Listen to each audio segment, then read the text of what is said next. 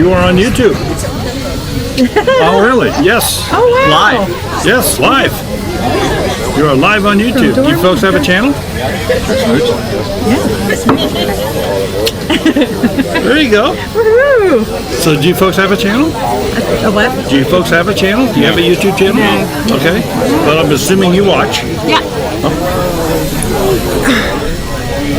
Okay, Linda, Daryl just told me you were on, so here I am. Oh,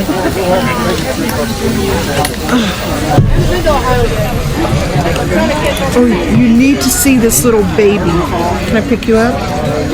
Oh, she's letting me pick her up. Look at this. I just wanted to pet the doggy some more. Isn't she adorable? Oh my goodness. Daryl's two youngest grandkids, they're seniors in high school, and they are gingers. But look at this. Blue eyes and red hair. And the majority, how many of your 7 have red hair? Just 3? They have their daddy's hair. And some of their mommies too. Yeah. I caught her feeding Smudge earlier. Oh yeah. No, Linda, you look like Mom. Let's not get into this. But there is no lizard. The most we got is a dog. Sharing her horse. Yeah. And the little baby girl. Hey, Francine, how are you? Yeah, isn't that the red hair beautiful? 2 kids with a double stroller. And she has a piece of candy sticking out of her mouth. She's happy. Yes, she is. It looks like a cigar stub. Short but not too big around. And it just sucked right in. But you can't hear her West Virginia accent, but you can hear her mother's English accent when she talks. And she can talk all she wants. Linda's like, listen to Grandpa talk again. Todd, oh my goodness. Jaretha, which one are you? Oh, your sister has blue eyes and red hair? I don't know if the twins have blue eyes or not. I think they do.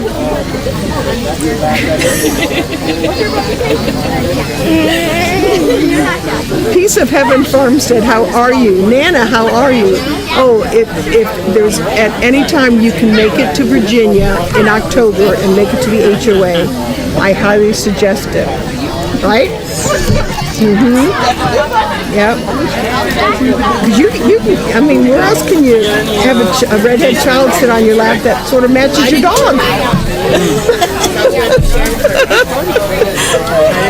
You know who I am. Okay. It's picked up again. It'll Your take a dog little bit is cute. but it's picked up. Your dog is real cute. Well, thank you. We think he's a little bit special. It's one of the cutest dogs I've seen here. Well, I appreciate that. It's definitely the biggest dog we've seen here. Yeah. How are you? It's almost as big as me. Almost, but not quite. I begin to wonder if he was as big Look as at her you. eating her thing. Yep, it's a Tootsie Roll. Does she like candy? Ben told us the Smudge has 20 pounds on him. Yeah, I heard that Smudge weighs more than Ben does. Yeah. Yeah.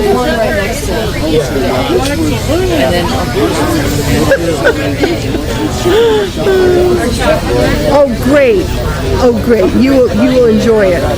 You will have fun. Are you ready to get down? Are you tired of sitting on Nana's lap? You're not going anywhere, Smudge. Don't even think about it. Yes, anyone can come to this event.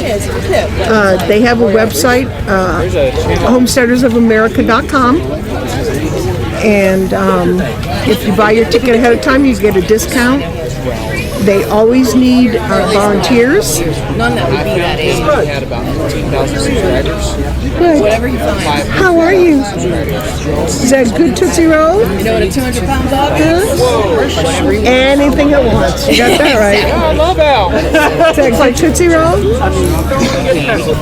Yes. Yeah. Just buy the tickets. Yeah. Just be alive. That's it. Yeah. Right after That's pretty much, that sums it up. Yeah. As long as you're breathing. We went up to New England. We're leaving. We're coming down south. You'll come down here to this. We're like, Angie, are you on your way home? Good morning. Nice to meet you. I know. Oh, Raven's nature. I hope you were able to make it this year. Where are you from?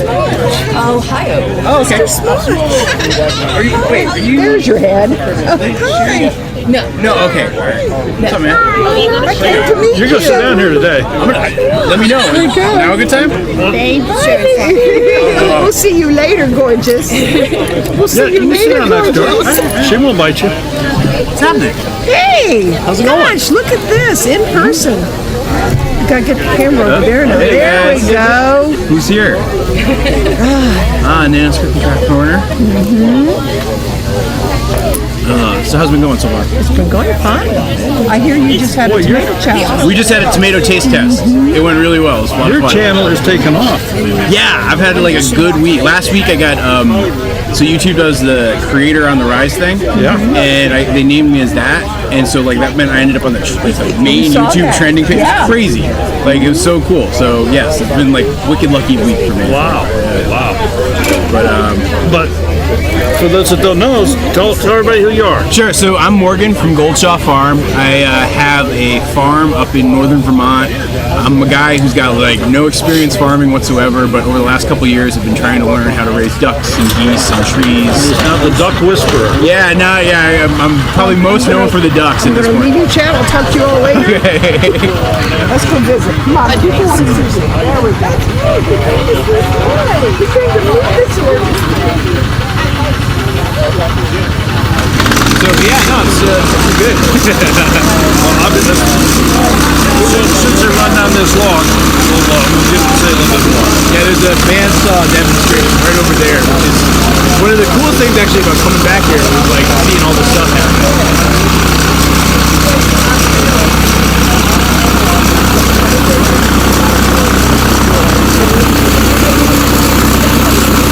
Yeah, Megan, Goldshaw, 2 words, Goldshaw.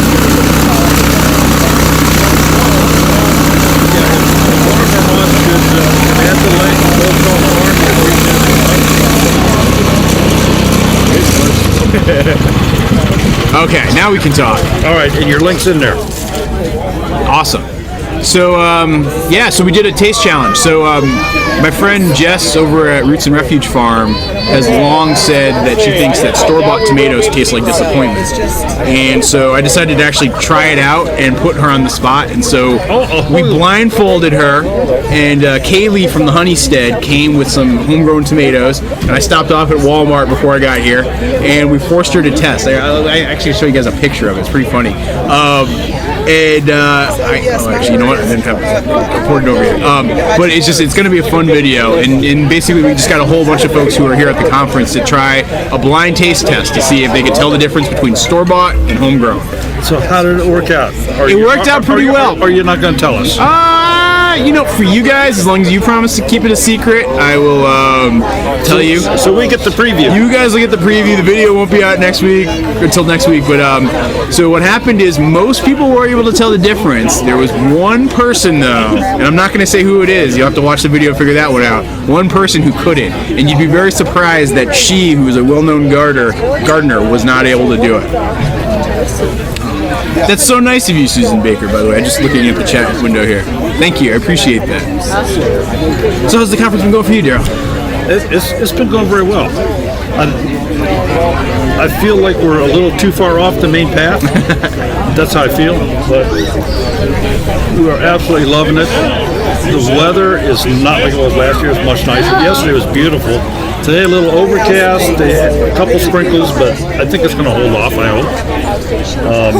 But no, we love it. We love coming and doing this stuff. Well, this has been such a cool experience for me because, you know, I've never been to, I mean, I don't know if I've talked to you guys about this before, I've never been to a conference, you know, like Homestead community type of an event ever, any of the seed swaps or the Baker Creeks or this before, and so this is my first time ever, and so like, up until like Thursday when I first got down here, I had never met another YouTuber ever until I got here. Like the only person actually, Al Lumnick, who like lives really close to me, is like the only exception. And so just to be here and see all these folks that I've gotten to know, meet a lot of people actually. Like I just saw Brenda from 1900 Duncan Homestead, and like just people that I've been talking to for over a year now. To just meet them face to face and say hi and have good conversations. It's called meeting them in 3D. Yes, exactly, and that's been kind of the coolest part to me, and so I've really enjoyed that. There's some information sessions that have been really good too, and yeah.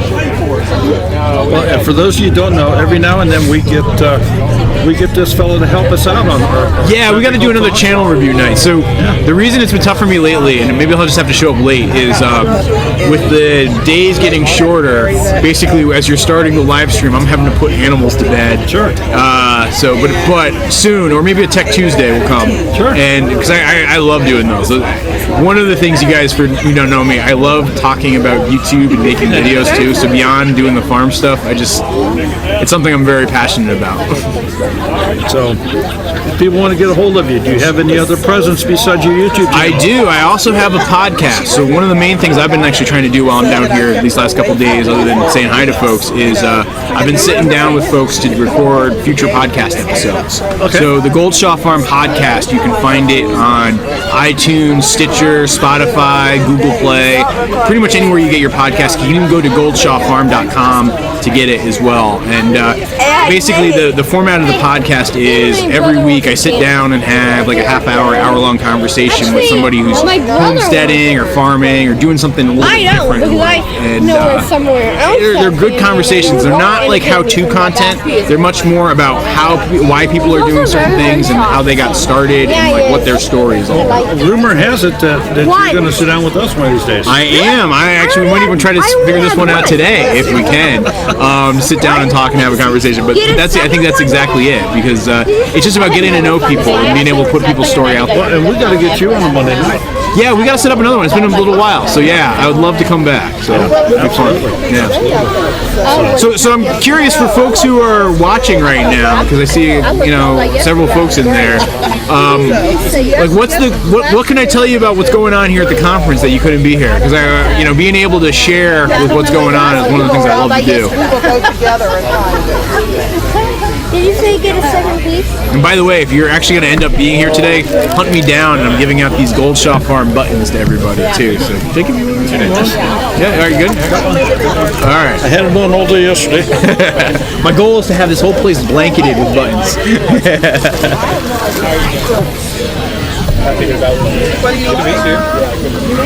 So, actually, one thing you should know, I'm getting a livestock guardian dog. Oh, really? Yeah, so I've had a lot of problems with predators. No, I'm getting a Maremma. So I'm not sure if you're familiar with them. They look kind of like a Pyrenees, but they're a bit smaller. Smaller, yeah. I've heard but of them. Sort of same type of coat. They're a little bit better with poultry, and they're known for being a little bit better with poultry.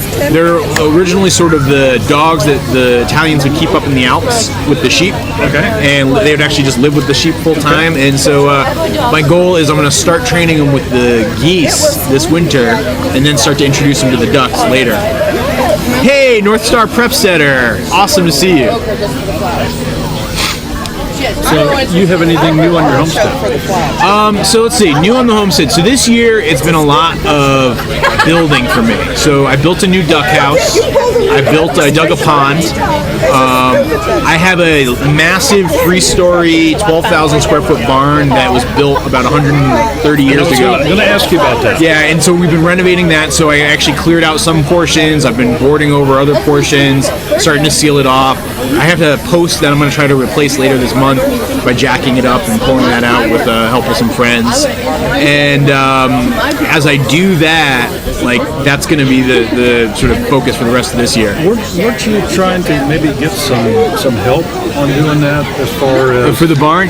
Yeah, so the state of Vermont, so I live in Vermont, and the state of Vermont, they have a grant program. Yeah. And so they're very focused on trying to preserve the old barns that we have scattered around Vermont. And so last year I applied for a grant and I didn't get it. This year I'm applying for a grant again to replace the roof, and fingers crossed, hoping to get that. But I'm really trying to preserve this barn that for me as a farmer and trying to do what I do, it's kind of impractical. But as somebody who appreciates the aesthetic and the history of it all, it's really important to me to try to preserve it to the best I can. Well, you just kind of jumped into the farming both feet. You were not a farmer. No, I completely wasn't. I was actually working in the investment industry. I was living in Washington, D.C., and what I was finding is, I was doing work that I wasn't finding really personally rewarding, and my heart and my passion wasn't there. And through kind of a number of years of researching and starting as a gardener, I really got into the idea of organic farming and sustainable farming and regenerative agriculture. And it started with gardens in the backyard and, growing like tomatoes on my rooftop in Brooklyn. And ultimately, though, my wife and I bought this farm. It was an abandoned farm, old dairy farm, up in northern Vermont, and that's what started us on this path. And it's been about three and a half years ago. Hey, Three Musketeers Homestead, how's it going, guys?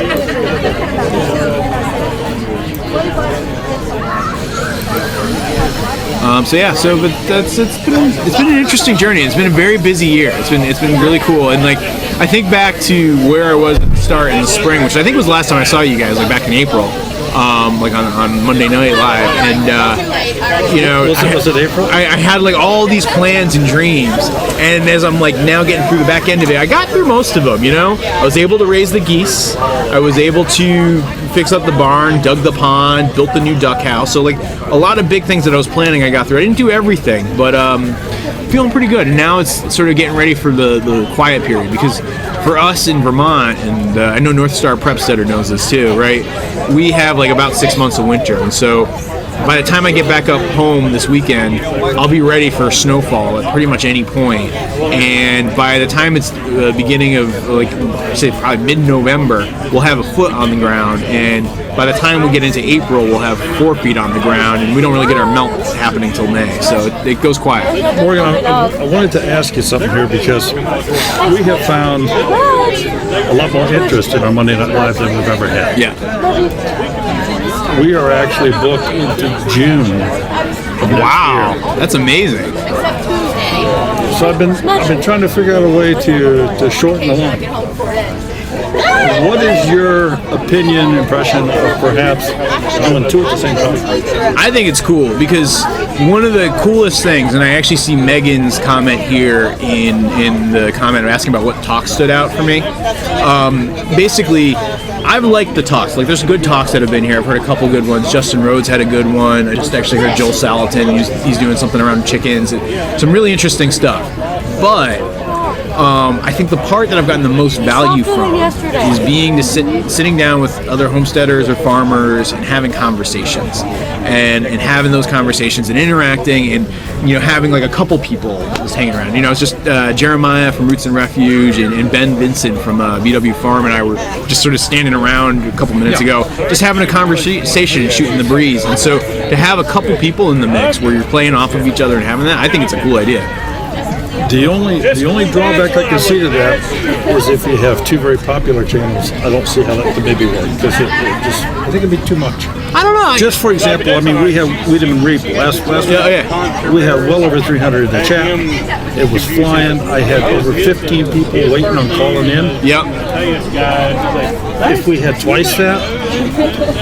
Yeah, I think that's a fair point. If you're thinking about just managing the volume of people in the chat room and sort of getting people engaged, I think that would be tough. But I think if you had people who were of like situations, right, and even different sizes, like my friend North Star Prepsteader up north and myself, and talking about winter homesteading, right? Sure. And or doing stuff in the cold climates, like that could be kind of interesting. Like, and it's not about following so much as just people having good conversation. And of course, I wouldn't want anybody to ever feel like, well, they put my little channel in with a big channel. I got nobody noticed me. Yeah. I don't want that either. Yeah. No, that's a good point. Yeah. So just kind of, I'm not saying what we're going to do yet. We're just kind of bouncing. That's a cool idea. I like where you're going with it. Yeah. I mean, because I'm a big believer in just sort of the free-flowing conversation and what that means, and how you play off of people and you can engage and interact, and to offer forums to do that is great. I mean, one thing I do is I have a call it like a study group, right? Where a few friends of mine who also make videos and I will just get together once a month and we'll just sort of sit around on Google Hangouts and talk with each other about what's working, what's not, what are we struggling with, what's hard, what's easy, what cool new ideas. And that experience, I think, has been really good because it helps just build more connections, but also just helps you understand that, you know, you're not the only one dealing with certain challenges. And so the more conversation there can be, I think the better. One thing I want you to do is I want you to let your friend learn not to release the ducks. Release the Kraken!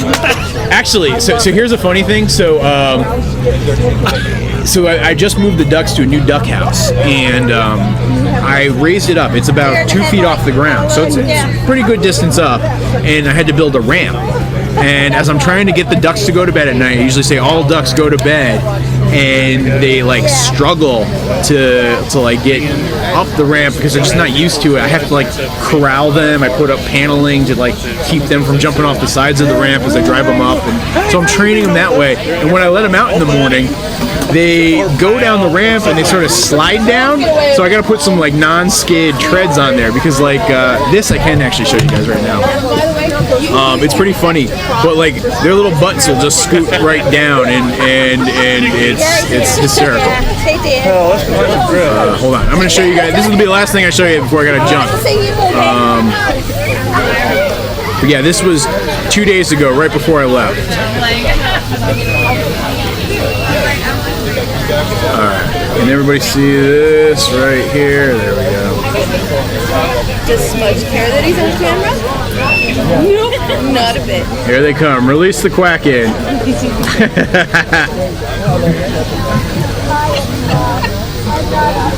And that's when you even want to try to use the ramp. Hi, I'm Jessica. He's like, I'm Morgan. I know. So yeah, awesome, man. Good to see you. Hey. And yeah, let's try to find so much. time to sit down, do a podcast, something. All right. It'll be fun. Sounds good. Awesome. Have a seat. Hop in there. Yeah, really. Come on, Becky.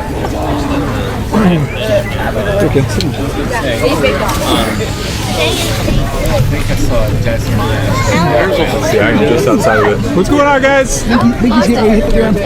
Under his left leg there. No, you guys. There you go. That works. So just tell everybody who you are, what you're doing here. If you first time here. Well, it's our first time here. Your first time here. I know it's not yours. No, this is Kelly. I'm Troy. We're with Red Tool House in southern West Virginia. Okay. And we're Jake and Becky from White House on the Hill. This is our third year of being at the conference. Okay. So, well, and VW Farm is photobombing here in the back. That's right. So, are you enjoying yourselves? Yes, this is a really good. Yeah, And your role here, you're I'm shooting video for the event. Yep. for the event. That video will be available to members. No, it'll be on the Homesteaders of America YouTube channel. Oh, okay. It'll be on their YouTube channel, free for anybody. Okay, great. So there you go. I guess I wasn't aware of that. And we're posting all day long on the Instagram and Facebook. So go follow Homesteaders of America, and I'll be posting on there too. Okay, great. So, in fact, if anybody goes over there right now, I'll post in the stories. I'll post this in their. better come out.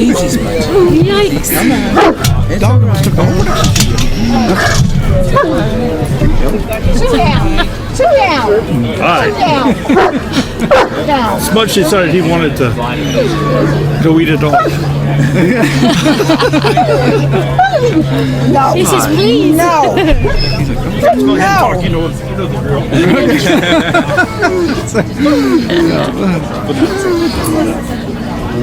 Lazy Acres, You're done. talking to Red Tool House. Hey, Lazy Acres. No better. Oh, No. Do you want to play with it or eat it? All right, so what should we talk about? All Let's see. right. Yeah, somebody asked, is the trailer done yet? No, it's not done yet. We were actually, I think our video yesterday, we were talking about colors, what color to paint it, and I've gotten a lot of people, that's the bluest eyes. You're gorgeous. What color to paint it? And a lot of people saying Red Tool House red, which I'm kind of leaning towards, but I think somebody said green with yellow pinstripes, so yeah. little too John Deere for me. Okay, yeah, Smudge decided he wanted to investigate a little dog. And he gets stubborn sometimes. So, tell us a little bit more about your channels. Homesteading, again, just for people that maybe are not aware. Yeah, well.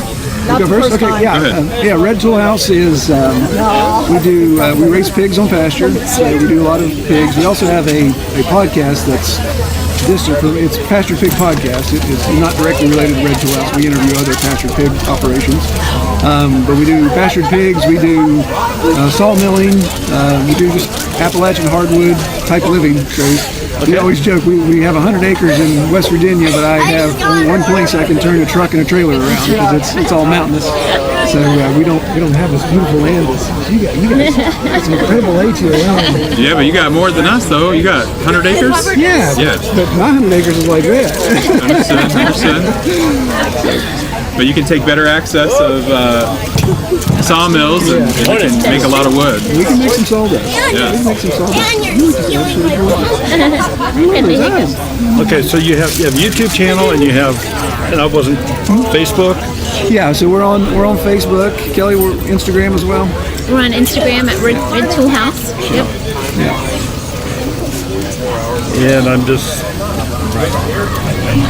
So if anybody can, if one of our mods can throw that in there, throw in a link to their YouTube channel. All right. So, anything else you guys would like to say? Go ahead. We're more of a family vlog. We have fun. We have chickens, emus, peacocks. Nobody else has fun. Like, I'm just We kidding. don't. We don't have nearly as much fun as you guys. We try to have fun. And we just moved to a recent new farm, and so we're kind of building from scratch and doing some new stuff. As you guys know, we're subscribed to so many people we can't follow everybody. So we try to, give pictures in people's lives and talk to them at events like this. But anything new going on at your place? Well, we moved in about 2 months ago, so it's getting all of our animals like fenced in and getting the house all ready so we could move in. We had to do it in about 30 days and get all moved over. And so we had to do a lot of things really fast. And then now it's starting to just work on each project now that we actually own a place because we were renting before. So now we can actually help us start to develop the land. I know both of you do excellent video quality, editing, and all that. So kind of share the gear that you use. You're a much better editor than I am. I've got an 80D, Canon 80D, and what was the question about? Sorry about Well, just what gear do you use? For editing. For editing, Final Cut Pro. Final Cut Pro on a Mac. And then we film it. I'll take a lot of time to do it, so it's not.